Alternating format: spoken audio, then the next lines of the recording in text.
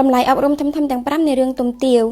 ទី1ត្រូវយកជំនាញជាទុនព្រោះតែមានជំនាញចេះធ្វើតោកនិងចេះស្មូតយ៉ាងពីរោះទើបធ្វើឲ្យតួអង្គទុំទទួលបានការគោរពស្រឡាញ់រាប់អានពីមនុស្សជាច្រើនរួមទាំងម្ដាយទាវដល់ថ្នាក់គាត់សុំធ្វើជាកូនធម៌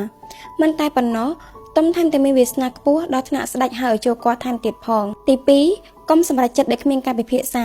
ដោយសារតែម្ដាយទាវសម្រេចចិត្តលើកទាវឲ្យមើលងួនទាំងមិនបានសួរចិត្តកូនទើបធ្វើឲ្យបញ្ហាវិវាទរវាងម្ដាយកូនកើតមានឡើងជាការពិតដែលម្ដាយទាវមិនអាចបដិសេធនឹងអរជូនប៉ុន្តែទោះជាយ៉ាងណាក៏គួរតែពន្យល់កូនឲ្យយល់សិនមុននឹងសម្រេចចិត្តភ្លាមៗ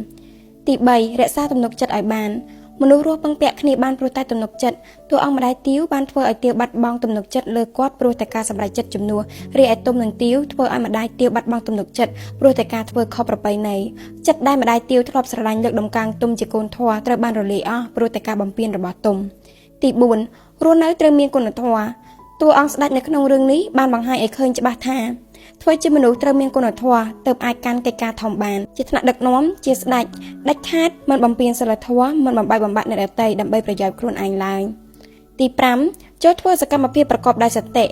តួអង្គទុំខុសធ្ងន់ព្រោះតែផឹកស្រានាំឲ្យបាត់បង់សតិមនុស្សគ្មានសតិក្នុងខ្លួនលែងដឹងខុសត្រូវលែងស្គាល់ល្អអាក្រក់ដូចជាទុំផឹកស្រវឹងមិនបាននិយាយសាច់ការរហូតដល់ថ្នាក់អរជូនយកទៅសម្លាប់ចោលបាត់ទៅ